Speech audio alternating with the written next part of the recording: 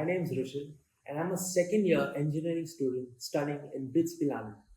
Recently, I had the opportunity to intern with Your Own Room, a Proptech residential rental and property management company, and work directly with the CEO of Your Own Room, who is Prabhat Kumar Tiwary, and he's also a Stanford alumni. YourOwnROOM was established 7 years ago. By the 2024 to 2025 fiscal year, it is targeted $1.2 million in revenue with a 5% EBITDA. So, YourOwnROOM has recently secured some strategic partnerships with top property companies in the top metros of India, which underscores its influence in the market. Euroroom distinguishes itself with professionally and meticulously organized rental management services, addressing the complex needs of the fragmented real estate market in India with its tailored solutions. It is currently on the cusp of hypergrowth and is looking for further expansion and innovation into the future.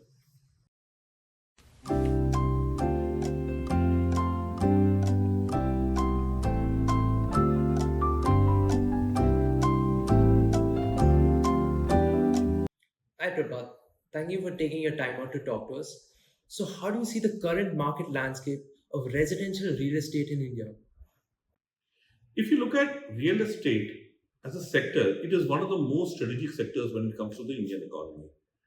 The GDP of real estate is going to be about 650 billion by 2025, and it is expected to be about a trillion by 2030. Now, this is growing at almost about close to 20% CAGR. This also is about one-sixth of our entire GDP, so very significant from that perspective. Number two, Indians by and large believe in storing their wealth and preserving their wealth in the form of real estate assets. In fact, there was a survey done by RBI and it says that 77% of the wealth is stored in the form of real estate. In general, if you go and talk to friends, family, this is the exact impression you're going to get. If you look at it, the third thing is the financial distress in real estate continues.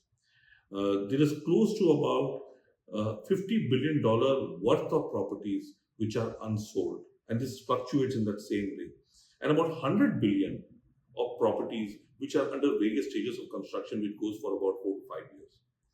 The last point, if you look at it, is there have been a lot of legislative changes. There are two significant legislative changes which I'd like to talk about. One is RERA. What RERA does is it establishes trust between developers and homeowners. It's about project execution, timely execution. And second is Model Tenancy Act, which is about establishing trust between homeowners and tenants. So if you really look at it, developer, homeowner, tenant, all the three key actors of the entire ecosystem, they're all brought under one single trust framework by these two legislative rules.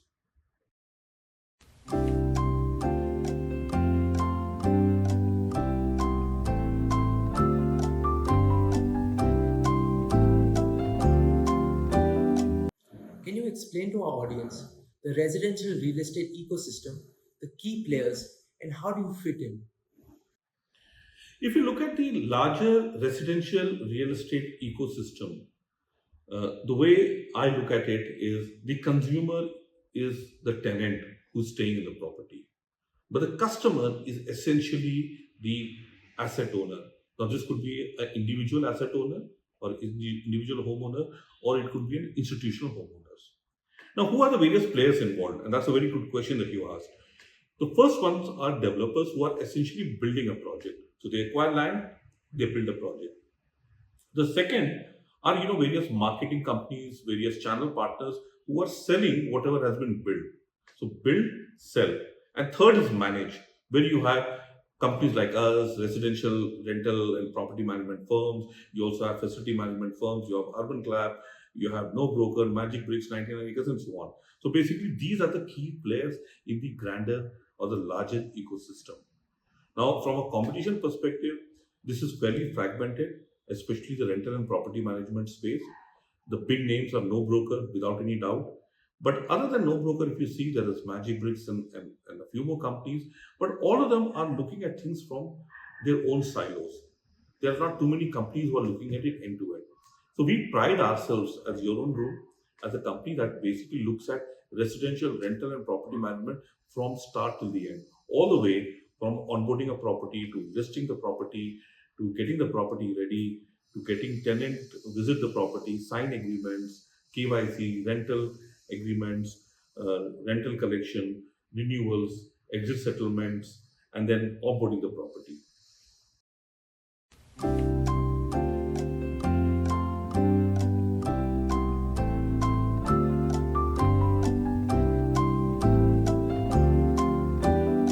So, how has YourOwnROOM evolved since its inception, and what are the key features, services, and growth strategies that have contributed to its development? We started in 2016, and at that point of time, we focused on singles, and there are a lot of singles who were struggling to get safe, secure, good quality homes, and we positioned ourselves as a co-living company.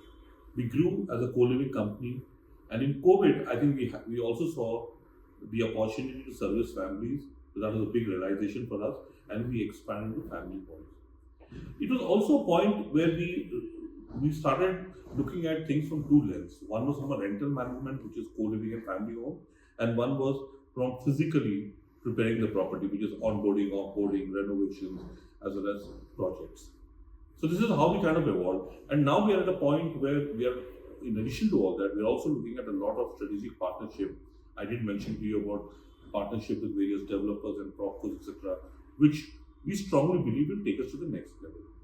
At this point, this year, 2024-25, we are looking at doing a revenue of about 1.2 million with a 5% EBITDA, and we already have an order book of about 80 crores and about close to 200 crores in the pipeline.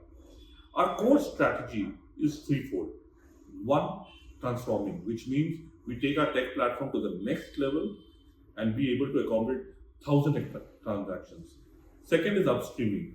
We partner with all these developers, procos, secure inventory, create win-win situations.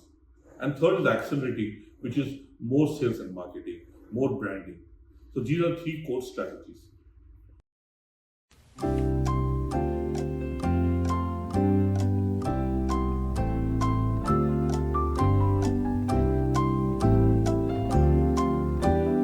You recently announced several partnerships aimed at acquiring substantial inventory. Could you specify more about these initiatives? So, with respect to partnership with developers and propcos, we think that it's a very symbiotic strategic relationship, which is basically creating synergies and win-win situations. The developer gets the advantage of higher sales velocity because now they have a solution to the homeowner's problem, which is their ability to rent it out and have a professional company take care of the property. So it becomes a nice, solid financial product. For us, it gives us a chance to secure large, high quality inventory, which in turn translates to higher order book and then revenue. We signed multiple partnerships. We signed a partnership with Rushmore, where we will be managing about 650 units for them. It's worth about 34 crores. It's in Bangalore, East Bangalore. We signed another partnership with a developer called Answer. It's about 17 crore, about 200 odd units. We are also on the verge of closing a very large partnership with a company which will give us access to about 1,000 odd units, and it's worth about 180 crore. So, as a core strategy, partnership with developers, procos, and marketing company continues to be a core growth strategy and growth lever.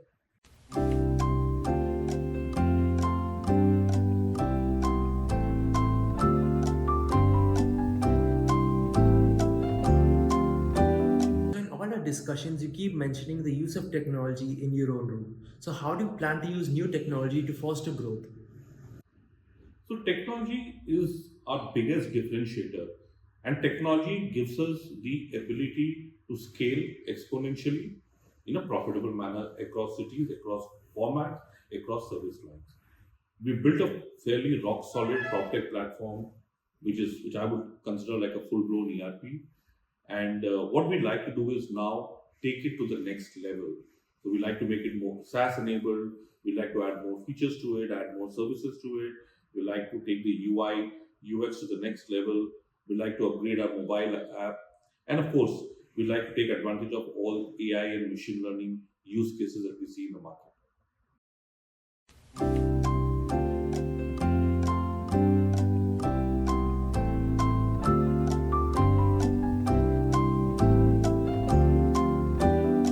Lastly, can you elaborate on your future investment plans and explain how this will attract more big investors?